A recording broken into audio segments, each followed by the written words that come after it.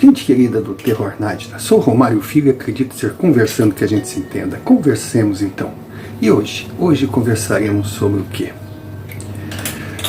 A vida, o universo, tudo que nos cerca, os segredos que a gente sabe que existem, perguntas não respondidas, mas não conseguimos chegar num denominador comum. Até onde vai a verdade e começa a mentira? Até onde fatos realmente acontecem ou fazem parte do nosso imaginário? Até onde as explicações que a gente procura dar para certos fenômenos são realmente aceitáveis ou não?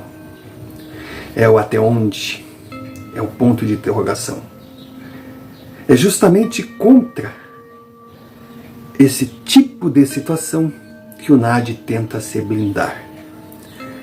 O Nádina quer saber, ter a certeza que as dúvidas estão aí, que responder perguntas não é a solução para encontrar respostas, mas que devemos continuar evoluindo, interagindo, trocando informações e aprendendo com experiências vividas por gente igual a gente, para cada passo dado chegar o mais próximo do compreensível, com determinadas respostas ou determinados sinais que irão nos fazer maiores para continuar a nossa caminhada do aprendizado.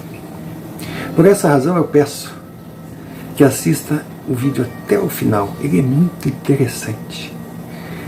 Ele coloca uma situação que muitas vezes a gente imagina ser impossível ou até mesmo irreal. Mas se partirmos da premissa de que é sim possível, ou que foi possível, que realmente aconteceu, nós nos colocamos numa situação de pensarmos e levarmos a sério a possibilidade.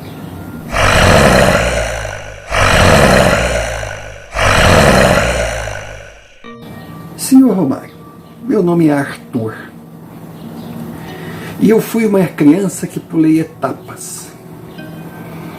Porque eu acho que é normal. Eu não sei o que se passa na cabeça de cada um. Mas quando a gente vive situações que saem fora do normal, a infância começa a ter outras conotações.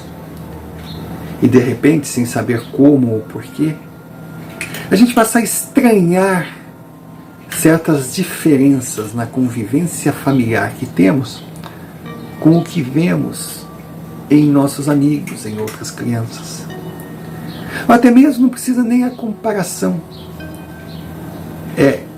Apesar de estarmos nos primeiros anos de nossas vidas com a percepção longe de preparada, a gente consegue anotar alguns detalhes, algumas situações que mesmo sem saber explicar, achamos estranhas. E do que estamos falando? Bom, eu sou filho do Cabo Elias, nome fictício, e da dona Natasha. Sou irmão do Nicolas. E essa era a nossa família. O Nicolas, ele era mais novo que eu. Ele é mais novo que eu, 2 anos. Então eu acredito que na época eu estava com 6 anos, Nicolas com 4.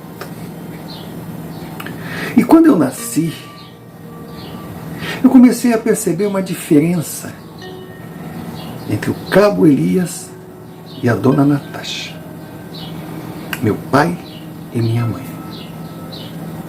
Meu pai era grandão, aquele cara musculoso, forte, um cara de gente, assim, um cara daquele indivíduo que a gente não gostaria de encontrar numa rua deserta à noite. A aparência do meu pai era assustadora, mas ele era uma criança grande, doce, brincalhão, amoroso. E eu percebia, olha o que eu estou falando, que eu percebia mesmo com a pouca idade que tinha, que o meu pai era um cara querido, ele era bonachão. A gente morava num condomínio popular, mas era cercado, tinha vários prédios altos, e por ser cheio de segurança, a gente podia brincar ali nas ruas do condomínio. Era muito legal, a gente tinha amiguinhos, a gente jogava bola, enfim, tinha uma infância de cidade pequena dentro da cidade grande, pois o condomínio ficava assim, encravado numa selva de pedra. E o meu pai, apesar de ser policial, o uniforme não combinava com o que ele era. Todo mundo gostava dele, já chegava, ele, ô Cabo, tudo bom? E o Palmeiras tá indo do jeito que pode ir, vai Corinthians, sabe?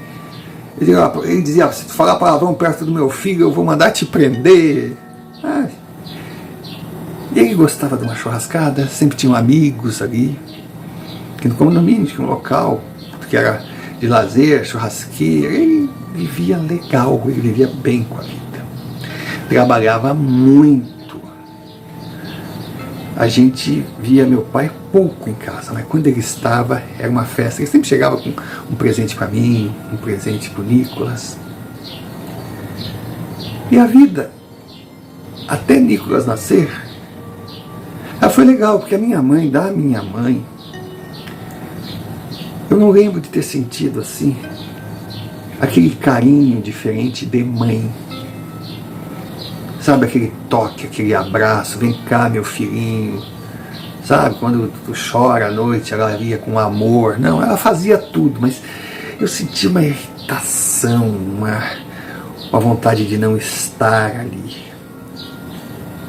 A minha mãe, ela transmitia assim, ser uma pessoa que fazia tudo por obrigação. E eu me culpava muito. Porque com o tempo tu vai percebendo que eu fui uma gravidez indesejável. Ela namorava o meu pai apaixonadaço, e ela hoje, adulta, eu posso imaginar que não, ela estava assim, deslumbrada, com aquele homem forte, aquele policial, mas não era ou o homem que ela queria na vida dela, a vida que ele tinha a oferecer para ela. Aí de repente ela ficou grávida naquela época, comeu a merenda antes do recreio, tem que casar, ela casou. Meu pai deu tudo o que podia para ela, mas sempre parecia ser insuficiente, ela estava sempre insatisfeita. Nosso apartamentinho era pequenininho, era 2 quartos, como eu disse, era um condomínio popular, era longe. Para chegar na área central da cidade, dependia de ônibus, de trem, de metrô, mas era um lugar digno. E acima de tudo, para o meu pai, o mais importante era um lugar seguro. Porque ele, pela profissão que tinha, sabia dos riscos que aquela metrópole trazia a cada minuto para seus moradores. Mas se a minha mãe não era a mais feliz das mulheres, a situação piorou depois que ela soube que estava grávida do Nicolas. E ela culpava meu pai, eu não entendia, mas vem cá, filho se faz sozinho? Não. E de repente eu acho, pode ser até que eu esteja errado, mas o fato de se cuidar tem que partir da mulher, porque ela que paga o preço maior. Não que o homem não tenha que ter responsabilidade, tem. Mas a mulher tem que tomar alguns cuidados. E quer dizer que eu fui indesejável por um descuido, por culpa do meu pai, do destino. E o Nicolas? Será que ela não aprendeu com o primeiro erro? Ela teve uma gravidez mais mal-humorada do que ela já era normalmente. Antes, pelo menos, ela não sorria, ela não demonstrava satisfação, ela não demonstrava um carinho pelo meu pai. Não, ela olhava para ele assim com uma certa indiferença, um certo desprezo. desprezo, querendo distância. Eu não sei nem como é que ela conseguiu ficar grávida. Porque desde criança eu soube que algumas coisas o casal tinha que realizar para surgir a possibilidade de uma mulher carregar um filho na barriga. Mas olha, depois que o Nicolas nasceu, a convivência lá em casa ficou assim insuportável. Porque meu pai chegava cansado, era maltratado por ela, e o mais engraçado, que ele suportava, ele aguentava, ele tinha paciência, ele tentava levar, ele tentava conversar, mas ela não queria assunto. E eu ouvia os vizinhos comentando a respeito de certas posturas da minha mãe, certas atitudes, certas liberdades que ela dava para determinados camaradas que moravam ali no condomínio, certas saídas furtivas que ela dava quando meu pai estava trabalhando. Inclusive surgiram histórias que o Nicolas poderia ser meu irmão só por parte de mãe. Claro que eu ouvia aquilo, não sabia traduzir. Agora estou falando com a cabeça de um homem de 38 anos, mas na época aquilo ali não tinha, sabe, grande significado ou alguma explicação para mim. Mas a coisa foi começando a ficar pesada, pesada, pesada. Eu lembro que o meu pai chegou feliz, realizado, dizendo que ele estava numa lista de promoção, ainda jovem, ele chegaria a sargento. Mas a minha mãe recebeu aquela notícia com um desprezo tão grande que talvez seja o grande momento que eu gravei na minha infância. O desprezo dela e a decepção do meu pai. E eu ali no meio. Era minha mãe, era meu pai, eu queria eles vivendo bem. Meu irmãozinho Nicolas, nessas alturas, já estava com 3 para 4 anos, eu já começava a entender, eu já ia para a escola. Nossa, meu pai conversava comigo como eu deveria agir na escola. Ele comprava o estojinho, a merendeira, os cadernos. A minha mãe não estava nem aí. Ela não ligava. Ela nunca tinha tempo para mim.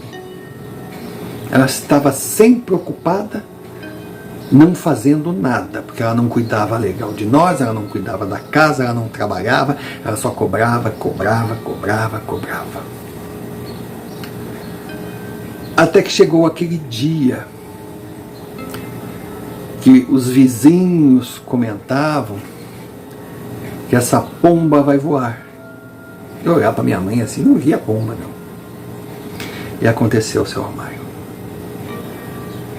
E eu podia perdoar minha mãe por tudo, mas não pelo fato de que, segundo eu ouvi comentários, ela subiu na garupa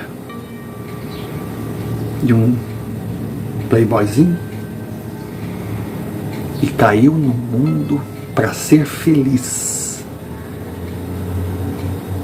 E ao colocar que foi, que abandonou a nossa casa, que abandonou a Nicolas, que abandonou a mim e a meu pai para ser feliz, imagina o trauma que é para uma criança.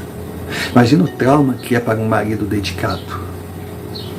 Descobrir que na verdade não passava da infelicidade daquela mulher que era tão amada por todos dentro daquela casa.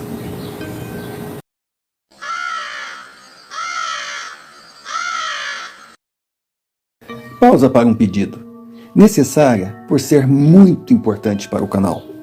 Se você ainda não é inscrito, inscreva-se, deixe o seu like, comente, compartilhe, clique sino de notificações para receber mais vídeos produzidos por nós.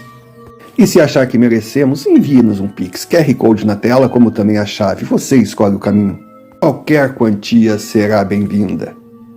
Importante também é que você lembre de hypar o vídeo. E se desejar se associar à Confraria Nadina, será muito bem-vindo. Seja membro por apenas R$ 4,99.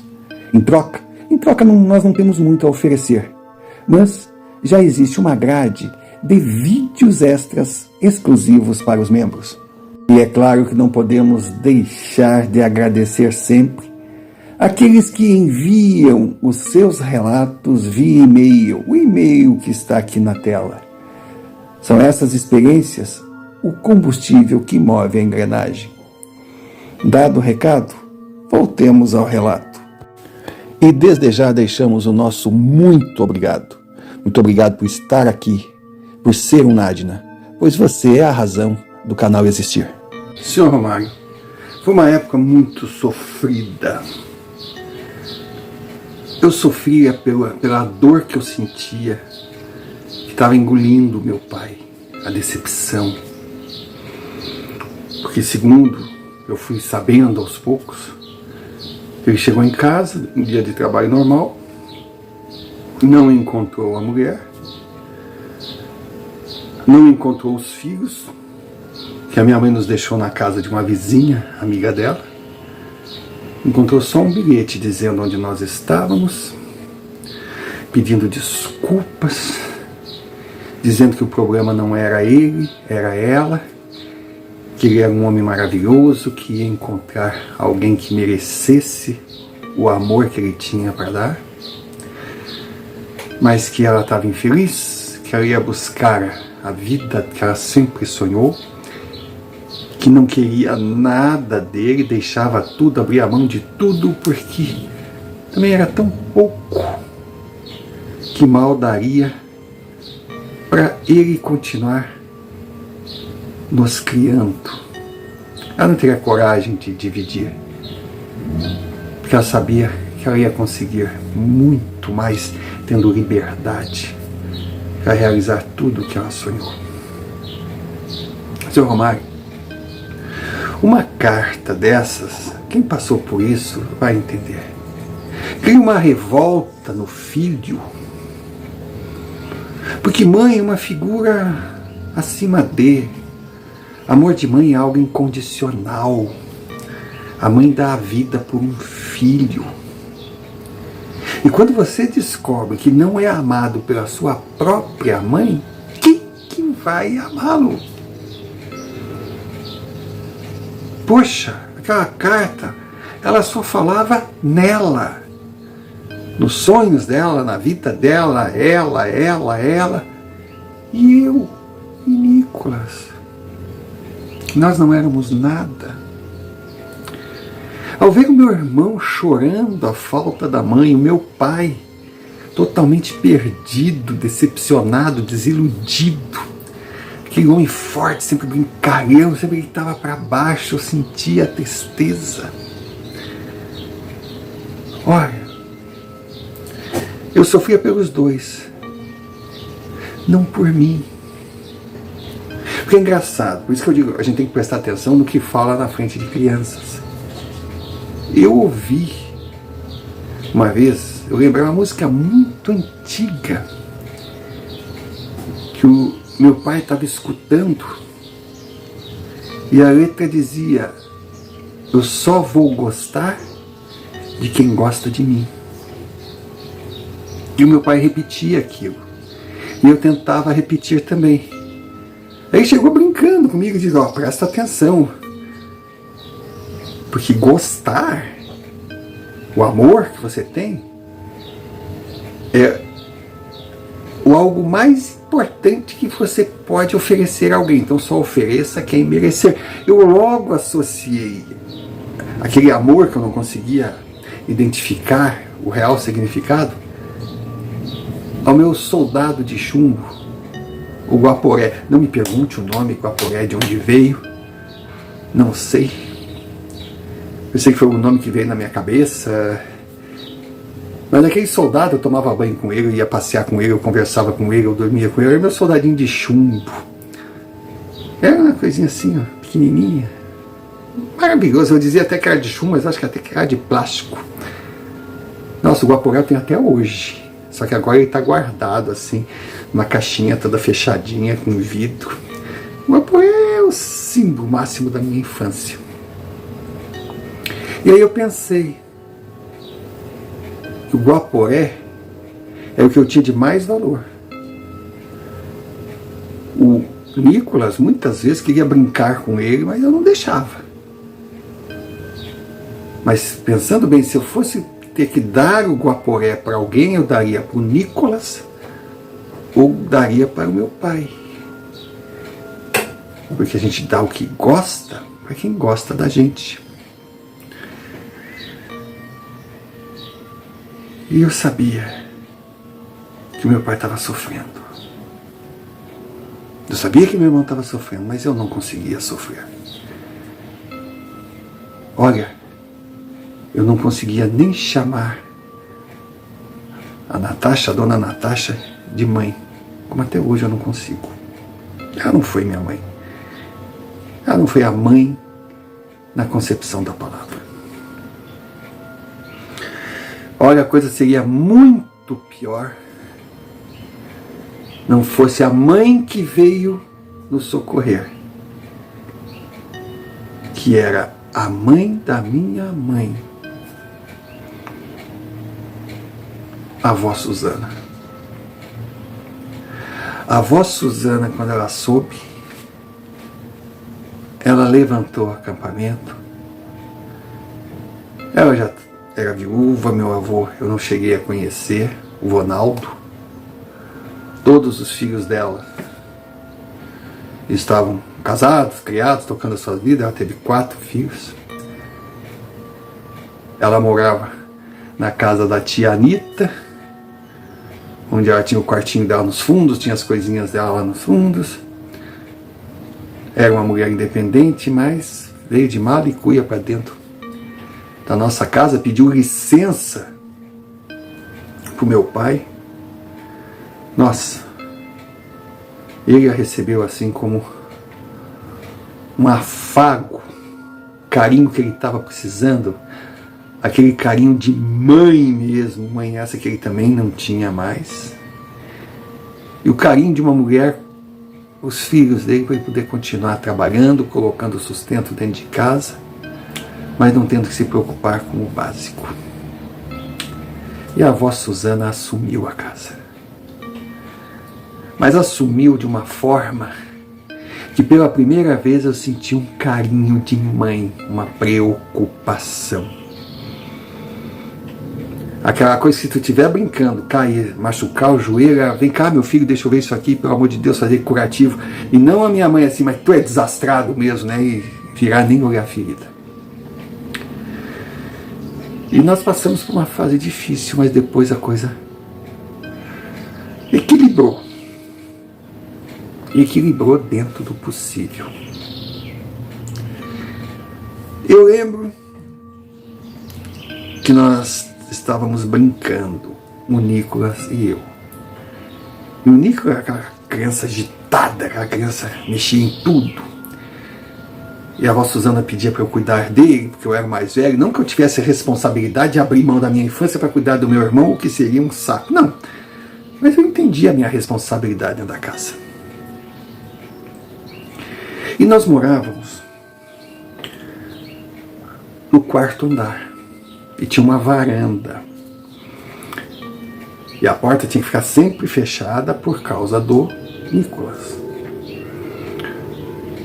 Mas a minha mãe Suzana, estava limpando a varanda, se descuidou, foi lá pegar um balde, sei lá, uma coisa assim muito rápida. E o Nicolas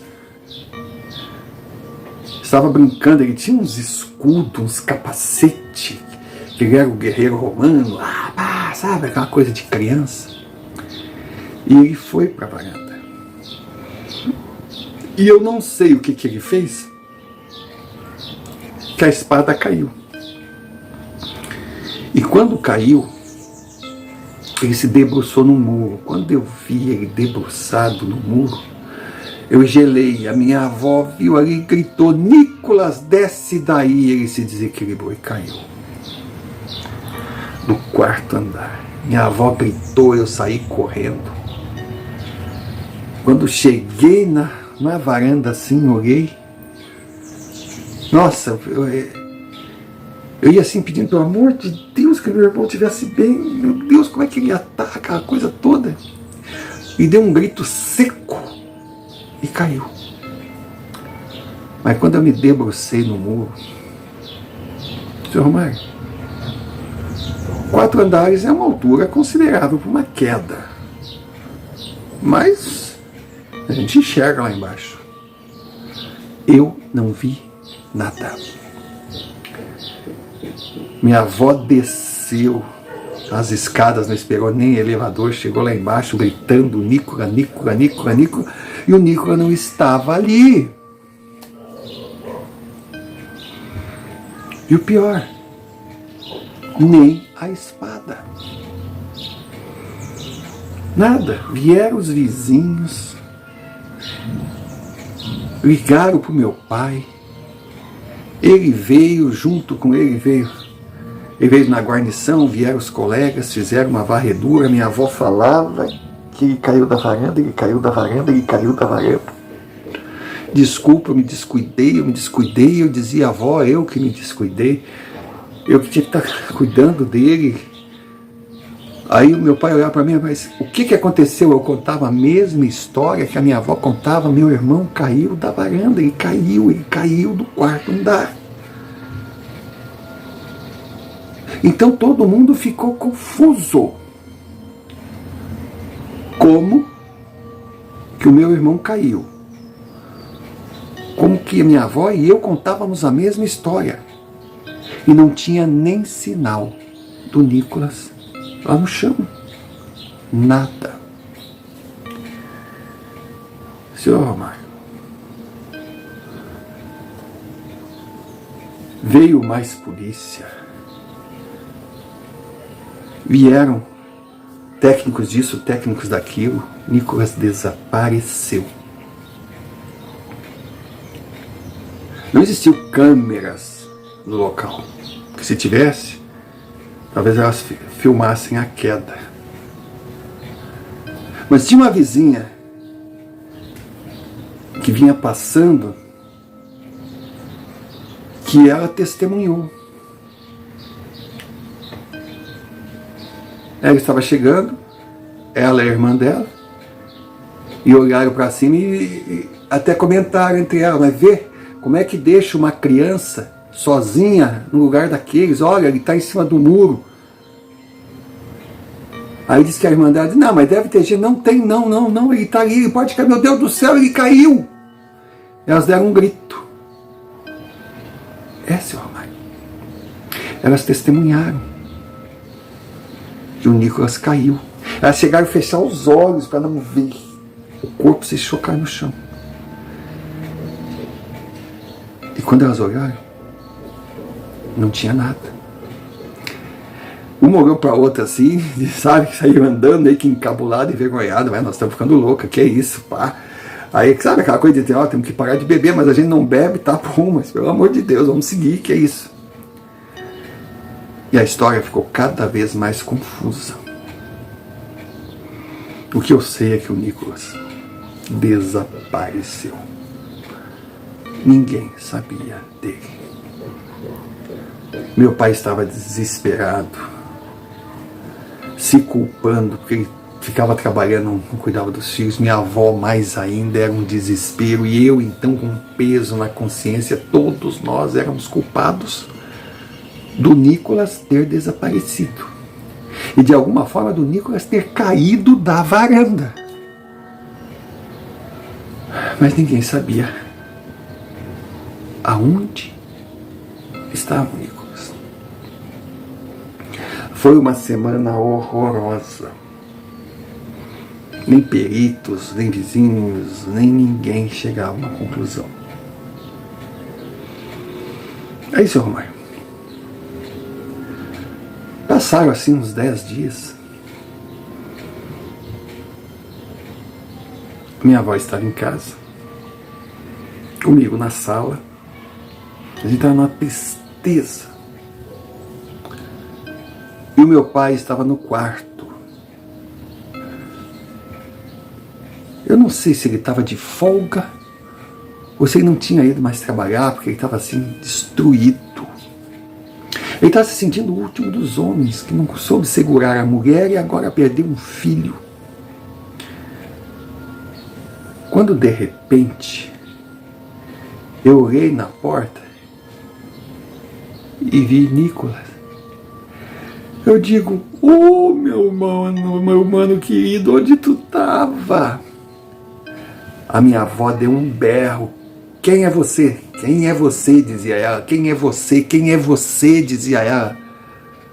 O que você está fazendo dentro da nossa casa? Quem é você? Como é que você entrou na porta? Quem é você? Nisso meu pai vem e olha para o Nicolas e diz, o que você está fazendo aqui? Você está louco? O que você quer? Sabe aquela coisa assim, a posição de policial foi pressionando e coisa. Eu não entendia. O Nicolas olhava para mim e dizia, mano, o que está acontecendo com o pai, que a avó? Sou eu. E eu dizia, pai, para, é o Nicolas, pai, é o Nicolas. Aí eu fui correndo assim, peguei meu irmãozinho e puxei. Meu pai e minha avó olhavam, eles não entendiam nada. Eles não entendiam nada. Foi quando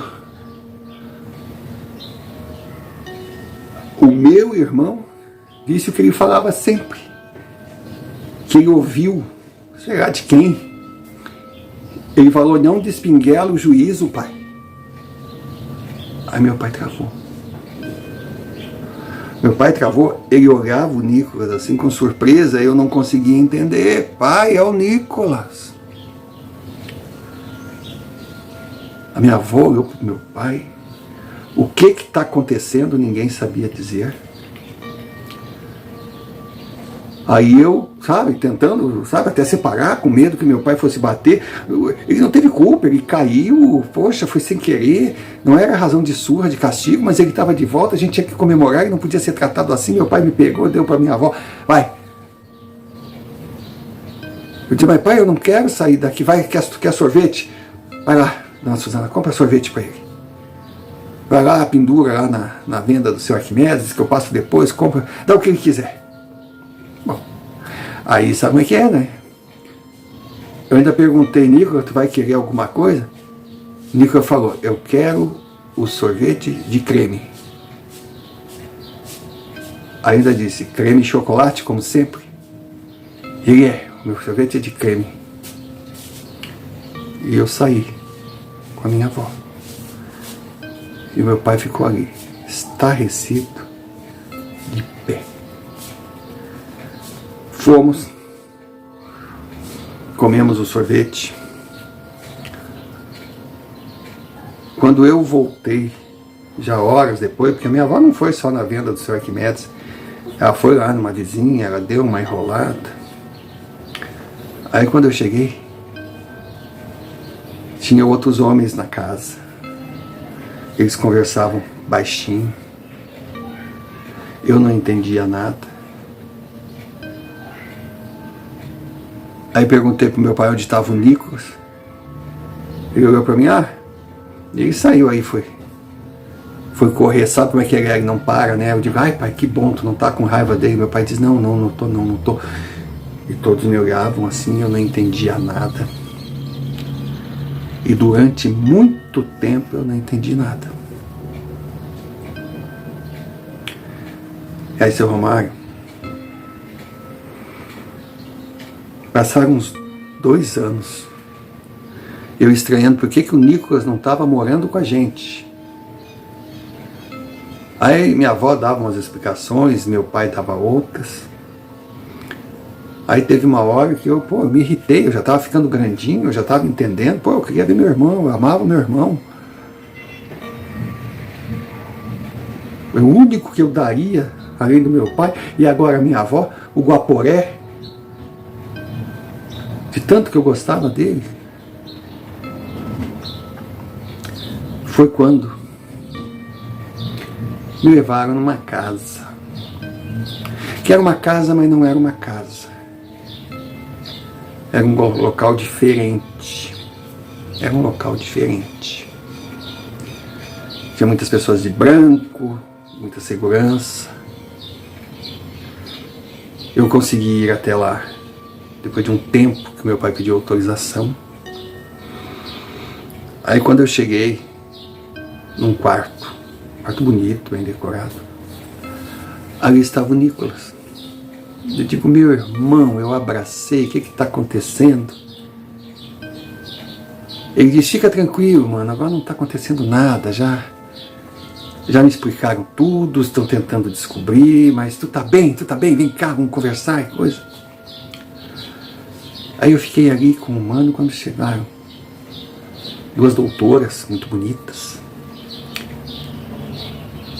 sentaram, me mostraram uma foto de um rapaz forte, já velho, devia ter uns 16, 17 anos. E perguntaram se eu conhecia aquele rapaz. Eu disse que não. Olhe de novo. Não conheço, nunca vi. Aí, tem certeza? Aí foi que eu olhei pro meu pai, pô, mas que mulher chata, pai. Diz pra ela que eu não minto, eu não conheço. Se eu conhecesse, eu dizia, não conheço. Aí ela riu e disse, não, tudo bem. Agora, e essa foto aqui? Era de uma criança. Esse é o Nicolas, é o meu irmão. Aí, eles se olharam, se retiraram, nada falaram. E eu pude ficar com meu irmão um bom tempo. Nós conversamos, nós brincamos. Foi muito legal.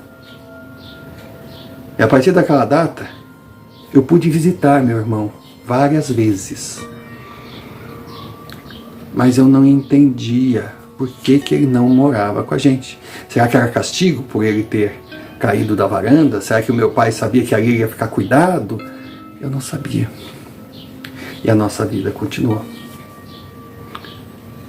Foi quando meu pai conheceu Gabriela,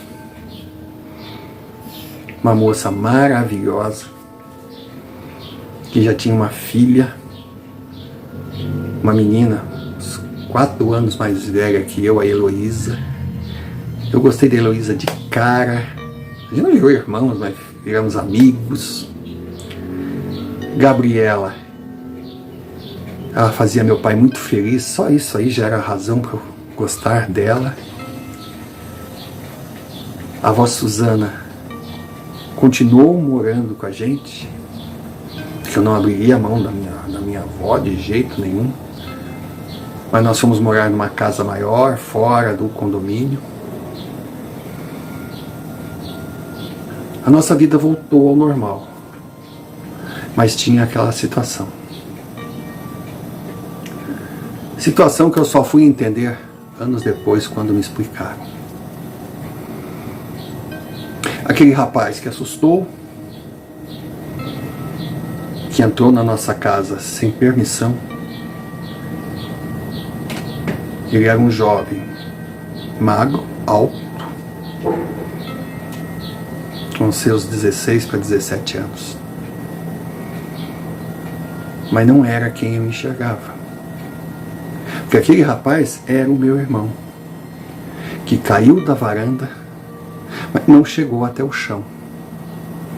Por onde ele passou, onde ele foi parar, era o que todos queriam saber.